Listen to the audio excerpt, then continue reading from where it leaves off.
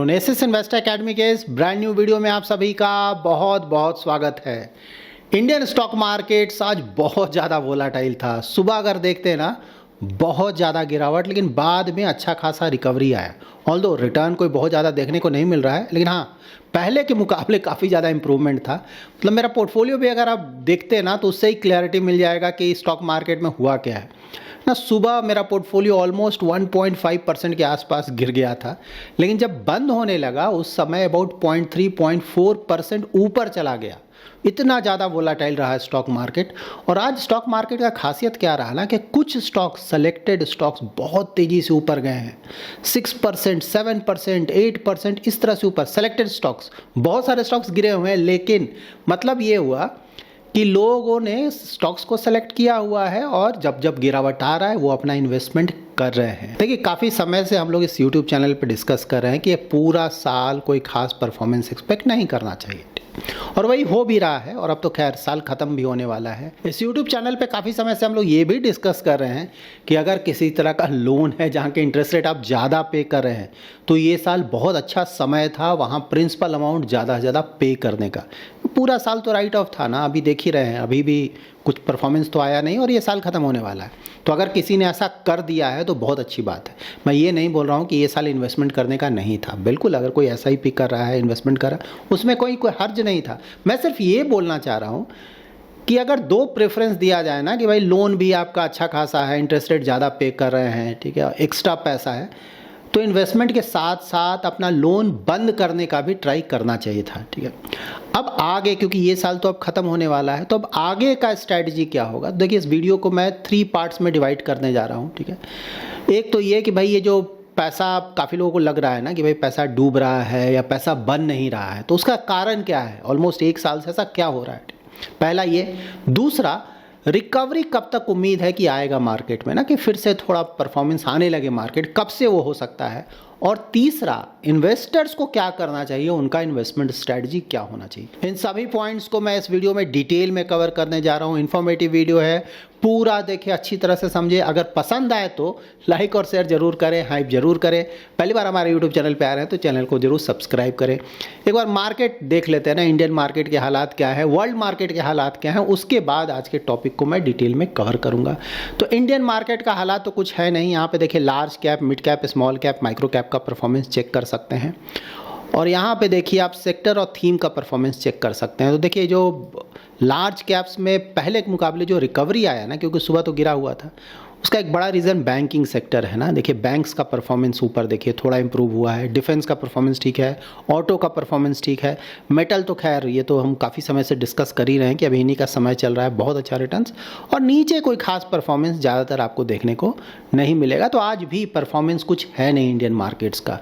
बाहर देखेंगे, देखिए यूएस का मार्केट अगर आप देखेंगे ना, बुरी तरह से गिरा हुआ है। क्यों गिरा है आगे मैं डिस्कस करूंगा, बुरी तरह से।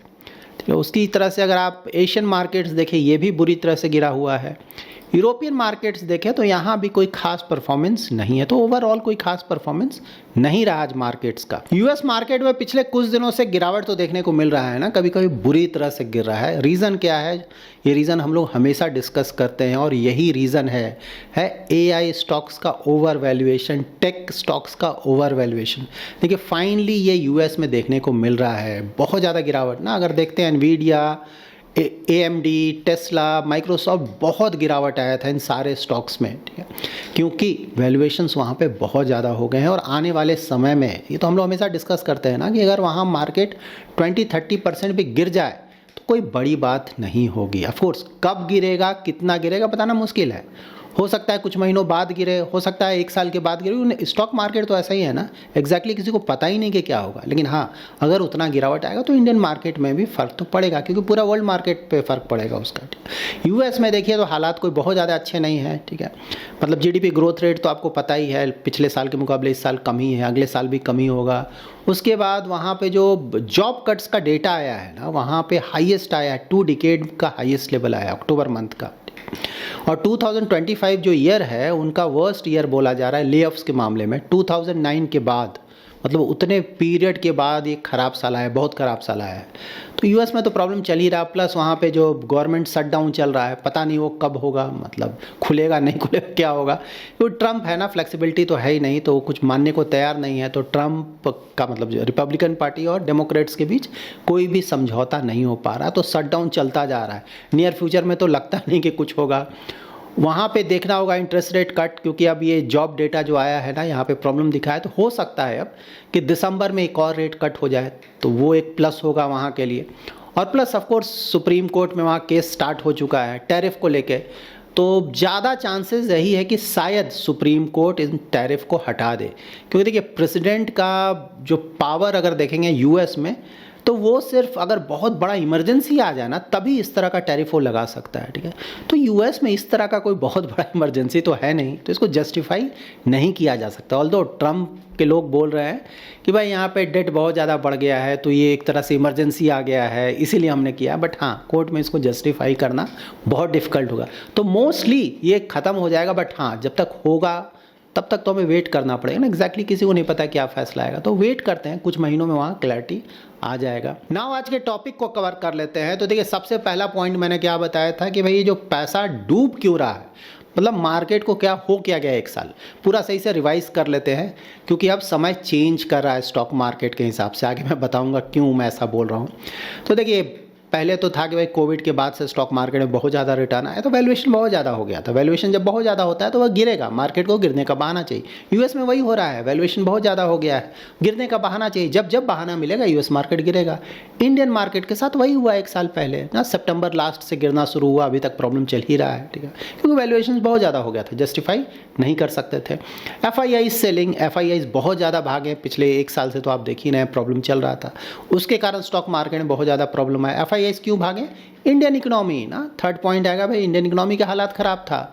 जीडीपी ग्रोथ रेट बहुत कम हो गया था, कंपनीज का अर्निंग ग्रोथ बिल्कुल ख़त्म हो गया था, मतलब काफ़ी कम हो गया था, क्रेडिट ग्रोथ बहुत कम हो गया था। इसी तीनों पे तो इकोनॉमी चलता है ना, उसी से तो स्टॉक मार्केट का परफॉर्मेंस आता है।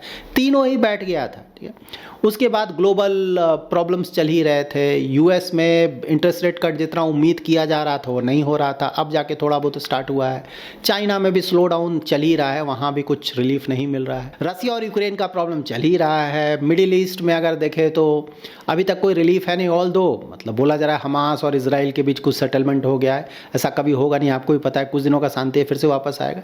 तो प्रॉब्लम्स ऑलरेडी बहुत सारे वर्ल्ड में दिख रहे हैं, और उसका ऑफकोर्स जो असर है वो सारी इकोनॉमीज पे पड़ता है। इंडियन मार्केट पे भी उसका, इंडियन इकोनॉमी पे भी उसका बुरा असर पड़ा है, और उसके कारण स्टॉक मार्केट पे भी बुरा असर पड़ा है।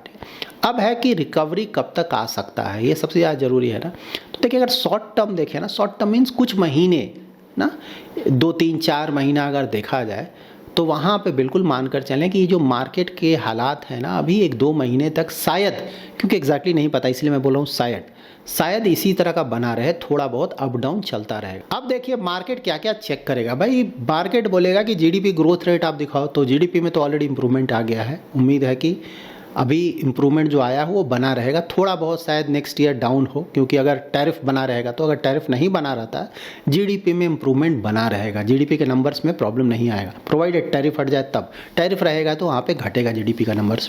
कंपनी का अर्निंग्स इस बार भी जो आ रहा है ना, उम्मीद से अच्छा आ रहा है, खराब नहीं है अर्निंग्स। फिलहाल प्रॉब्लम नहीं दिख रहा है, क्योंकि इम्प्रूवमेंट ऑलरेडी दिखने लगा और धीरे धीरे और ज़्यादा इम्प्रूव करेगा। अभी जो सबसे बड़ा प्रॉब्लम है वो ऑफ कोर्स यूएस की तरफ से आ रहा है, ट्रम्प की तरफ से आ रहा है कि भाई ये जो ट्रेड डील का डिस्कशन चल रहा है होगा नहीं होगा, ठीक है। क्योंकि अब तो यूएस में भी कोर्ट चल रहा है, पता चला कि इनका ट्रेड डील होने से पहले यूएस कोर्ट ने बंद कर दिया कि भाई टैरिफ को बंद करो, हाँ इलीगल है। तो लेट्स सी क्या होता है, पहले हमारा ट्रेड डील होता है कि यूएस के कोर्ट का फैसला आता है, वो बहुत इंटरेस्टिंग होगा। लेकिन हाँ, अगर किसी तरह का ट्रेड डील हो जाता है तो अच्छा होगा, मार्केट के लिए बहुत बड़ा पॉजिटिव होगा, इंडियन इकोनॉमी के लिए पॉजिटिव होगा। देखिए यहाँ पे एक बहुत बड़ा पॉजिटिव न्यूज़ क्या आया है ना, कि अगर आपने एसबीआई का जो रिज़ल्ट आया है, अगर उसको आपने फॉलो किया, तो वहाँ पे बोला गया है कि उनका जो क्रेडिट ग्रोथ का एस्टिमेट था, पहले वो बोल रहे थे कि इस फाइनेंशियल ईयर में एसबीआई का क्रेडिट ग्रोथ जो होगा, मतलब लोन जो देते हैं उसका ग्रोथ होगा वो 11% के आसपास। लेकिन इस बार उसे बढ़ाकर बोला जा रहा है कि 12-14% का क्रेडिट ग्रोथ होगा। देखिए क्रेडिट ग्रोथ मैंने पहले भी आप लोग को इस कवर किया था ना, कि भाई जैसे ही क्रेडिट ग्रोथ 12-14% के रेंज में जाने लगेगा, तो फिर वो बहुत अच्छा होगा, इकोनॉमी के लिए भी अच्छा होगा और स्टॉक मार्केट के लिए भी पॉजिटिव होगा, और वो दिख रहा है। और बैंक्स का परफॉर्मेंस भी आप देख रहे हैं ना, मतलब पहले के मुकाबले तो इम्प्रूवमेंट दिख रहा है। नेक्स्ट ईयर से तो परफॉर्मेंस काफ़ी हद तक, नेक्स्ट ईयर मतलब कैलेंडर ईयर बोल रहा हूँ, बैंक्स का परफॉर्मेंस काफ़ी हद तक इंप्रूव करेगा कि ये जो मार्जिन प्रेशर था ना, अब धीरे धीरे कम हो रहा है। आने वाले 1-2 क्वार्टर्स में वो कम होकर फिर परफॉर्मेंस काफ़ी इंप्रूव हो जाएगा, और इसीलिए बैंकिंग के जो स्टॉक्स हैं उनका भी परफॉर्मेंस इंप्रूव हो रहा है। आने वाले समय में शायद और ज़्यादा इंप्रूव होगा, तो ये बहुत बड़ा पॉजिटिव है। तो देखिए जीडीपी पे ठीक ठाक लग रहा है, अर्निंग ग्रोथ पे ठीक ठाक लग रहा है, क्रेडिट ग्रोथ पे ठीक ठाक लग रहा है। सिर्फ जो एक प्रॉब्लम फिलहाल है वो यूएस के तरफ से जो टैरिफ लगा है ना, उसका एक प्रॉब्लम, अगर वहाँ पे कुछ रिजोल्यूशन मिल जाता है तो स्टॉक मार्केट के लिए बहुत ज़्यादा पॉजिटिव होगा। यहाँ पे देखिए सिर्फ ध्यान रखना यूएस ना, एक तो ये टैरिफ वाला प्रॉब्लम है और दूसरा यूएस मार्केट्स का ओवर वैल्यूएशन। अगर वहाँ पे किसी कारण से, क्योंकि ओवर वैल्यूड होता है तो बहाना चाहिए होता है, तो किसी कारण से अगर मार्केट गिरता है 20-30% गिर जाता है अगर यूएस मार्केट, तो सरप्राइजिंग नहीं होगा। बट हाँ, कब गिरेगा ये तो बताना मुश्किल है ना। तो अगर उस तरह का गिरावट आता है तो इंडियन मार्केट भी शॉर्ट टर्म में अच्छा खासा गिर सकता है। अब जैसे 20-30% यूएस मार्केट गिर गया, तो इंडियन मार्केट भी अगर 5-10% गिर जाए तो सरप्राइजिंग नहीं होगा, ठीक है, इसको इस तरह से। लेकिन वो शॉर्ट टर्म का होगा, क्योंकि फॉर्चुनेटली 1 साल से कोई रिटर्न आया नहीं है, वैल्यूएशंस पहले के मुकाबले अट्रैक्टिव हुए हैं, और साथ ही हमारे जो फंडामेंटल्स थे वो भी काफ़ी हद तक इंप्रूव हुए हैं, आने वाले समय में और ज़्यादा इंप्रूव करेंगे। तो इसीलिए अगर यूएस मार्केट ज़्यादा गिरता है तो शॉर्ट टर्म में बिल्कुल हम गिरेंगे, लेकिन उसका कोई लंबे समय तक नेगेटिव असर हमारे ऊपर नहीं पड़ेगा, ठीक है। अब यहाँ पे शॉर्ट टर्म का हुआ, उसका मीडियम टू लॉन्ग टर्म में तो इंडिया के लिए प्रॉब्लम है ही नहीं।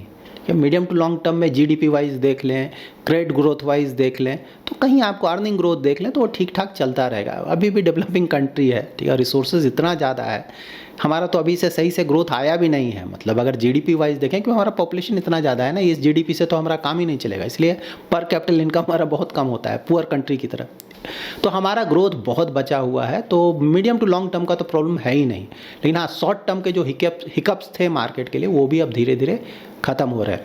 यहाँ पे ये भी ध्यान में रखना कि हिस्ट्री भी देखेंगे ना, कि जब मार्केट, स्टॉक मार्केट में अच्छा खासा अंडर परफॉर्मेंस होता है कुछ पीरियड के लिए, तो उसके बाद अच्छा खासा रिकवरी होता है। तो मार्केट में अंडर परफॉर्मेंस तो रहा है, 1 साल से अब ऊपर का अंडर परफॉर्मेंस हो चुका है, ठीक है। तो यहाँ पे आप उम्मीद कर सकते हैं कि जैसे जैसे फंडामेंटल्स इंप्रूव होंगे ना, तो स्टॉक मार्केट का भी परफॉर्मेंस इंप्रूव करेगा।